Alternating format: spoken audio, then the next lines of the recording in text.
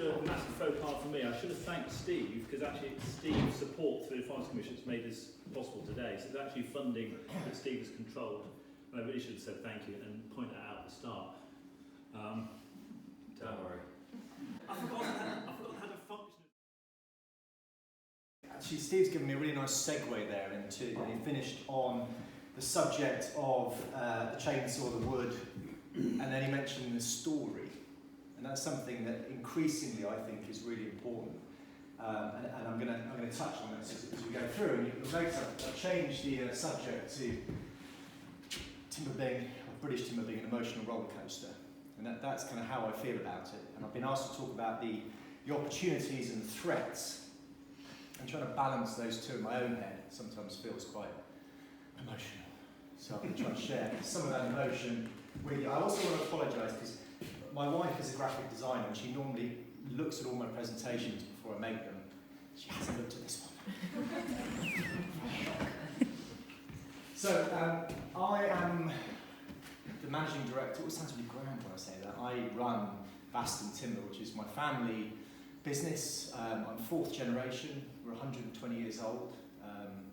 I've been there for 20 years now, pretty much to the day. And it's changed a lot.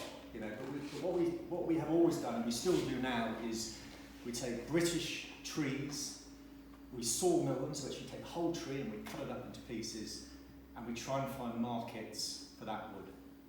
Now, it would be a whole lot easier from a long time ago to get rid of the sawmill because they're really dangerous and dirty and all sorts of things, and just import wood impacts from all manner of places around the world that I could get wood from just with a phone call.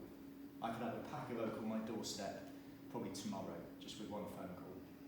It's a lot harder to bring the trees in 2 years beforehand, cut them up, dry them, try not to mess it up, kill them, put them in the shed.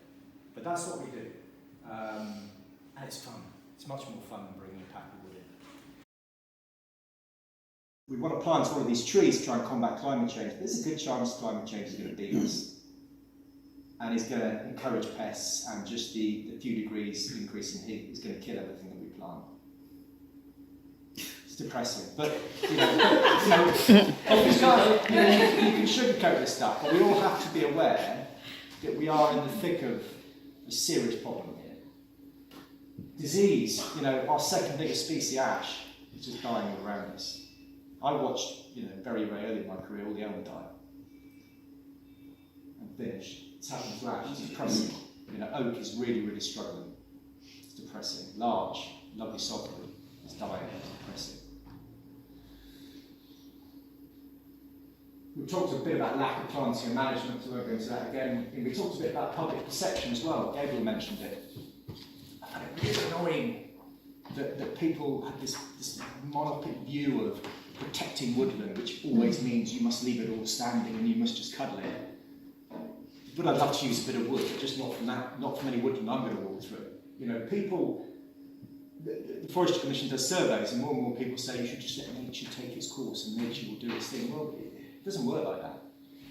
And also then, you've got no raw materials to build your building out of. You have to end up using concrete, steel and plastic. This is what excites me the most. There's a massive opportunity for wood. Massive opportunity.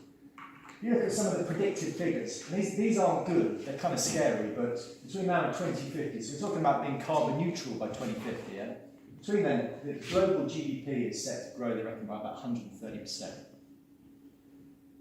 The amount of buildings, so the building stock, will double, they reckon, by 2060. So you'll start thinking about what are we going to make these buildings out of. And because of that, timber consumption, it is predicted will go up 170%. So there's a massive opportunity, right? Why? Well, the two big drivers, urbanisation, we need buildings. Everyone wants a building, everyone wants a home, people want places to work, okay? So we've got to build them out of something. Unless we're going to jettison ourselves off to the moon, out in space, we're going to be on this planet and we've got to build stuff. You can be as environmentally minded as you want, but everyone wants a building to be in. Everyone wants to stay dry, warm. Mix that with decarbonisation, we are now painfully aware of this environmental catastrophe that is upon us. And we are aware that everything that we buy, everything that we do has an impact. So every building has an impact, and a big impact. So there is an awareness we need to decarbonise what we do. So that means using less energy in the building, but it also means using less energy to make the building, what's called embodied carbon. So everything has embodied carbon, the carbon that was emitted to make that thing. Wood has a very low embodied carbon compared to other things. But what else? I mean, Gary talks about cellulose and bulletproof vests. I wish I had that slide, that's a much better slide than mine. Plastic replacement, cellulose, the health benefits of wood. Loads of work going into that. In fact, it has been recorded that children learn better when they're in natural surroundings. People recover better. So that's why, hospitals now, cancer recovery wards, made of wood. Biophilic design, lots of natural materials around you, makes you perform better. It's renewable, it grows back. What other building material grows back? Metal doesn't grow back, concrete doesn't grow back, plastic doesn't grow back. That's amazing. The building material grows back. If you look at a few figures, I like some of these. The building materials, the embodied carbon, 11% of global emissions. If concrete was a country, it would be the third biggest emitter of carbon. Concrete. So, selling wood, kind of easy. Just very quickly, looks quite complicated, but this is actually a life cycle analysis on environmental product declaration that we did for our brimstone product, which you'll see on the wall around here shortly. And this actually maps out all of the impacts. So the top one's bad, the bottom ones are good, so you've got the sequestration by the tree, and then all of the emissions from actually doing stuff to the wood. And then there's a kind of theoretical benefit if you were to burn that wood at the end of its life instead of burning gas or oil, but that's very theoretical, that bit. But it's about understanding what the impact of your product is, and then telling the story. This is the one that really wound my wife up. She's like, why have you done that? Why have you done that? It's a check audience voice. I love how you think that's clever. Okay, so we can talk about stories, we can talk about emotions, but people get driven by certain things, right? And what's really struck me recently is how much people start talking about supply chain because they can't get stuff. Stuff, toilet rolls and fruit in the supermarket and all the stuff that people think is their God-given right to go and buy is not there. And wood as well. We're having a massive shortage of wood in this country. It's drying up, and in many cases it has dried up. So people are now becoming aware of the supply chain. What's the supply chain? Well, it's where your woods come from, it's where your stuff's come from. It drives me mad. I went to try and buy some apples from the supermarket, and every single one would either come from South Africa or Brazil.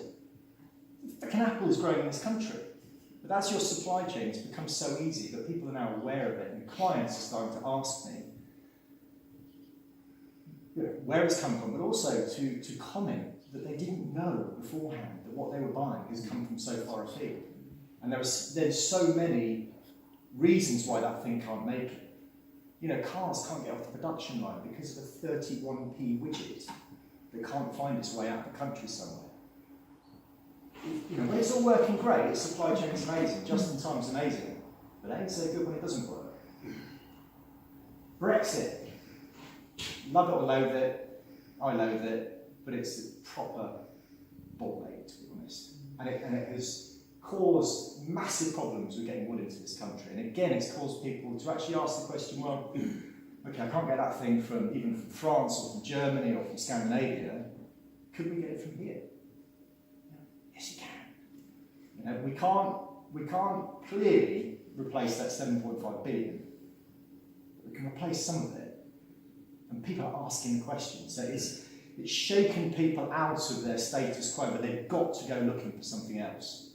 So they start asking the question. And that's the first step. To get people to change, it's difficult. They have to have the ability to change, and they need the motivation to change. If they haven't got the motivation, they ain't going to change. And this has given people the motivation. price increases and restrictions. I mean, wood prices have gone through the roof. You know, some of the timbers that we may import and other people's, I mean, cedar from Canada has gone up by 2.5 times. Siberian larch has doubled in price. Roof battens, just simple roof battens, I mean, phenomenal. They've gone from pennies to pounds. So it's forcing people, it's affecting their pocket, and that really is the motivation for people to look about. So we've got a massive opportunity, and it won't be here forever because the market will sort itself out, short term, but we have an opportunity to actually push our stuff in front of people. And also people, I think intrinsically now, understand that trying to keep things local, it's just a sensible thing to do. You know, you can talk about carbon, it costs this much carbon to get it here. Well, just forget that. Like, common sense tells you if you can get something from a farm down the road, it's just better than bringing it from New Zealand. You don't need the science, you don't need data to tell you that. It's common sense. And people, I think, mainly, want to do good. So if you can tell them the story, persuade them that what they're doing by buying a piece of British timber as opposed to a piece of imported timber is doing good, however you want to frame that, they will understand that, and it's that emotional thing that will get people to change their behaviour. But I said it was a roller coaster, so I put a picture of a roller coaster up there. You know, we have a massive opportunity, we have massive problems. What we can do is just fix our sights on the way forward and use the power of our questions and stories to try and change people's perceptions.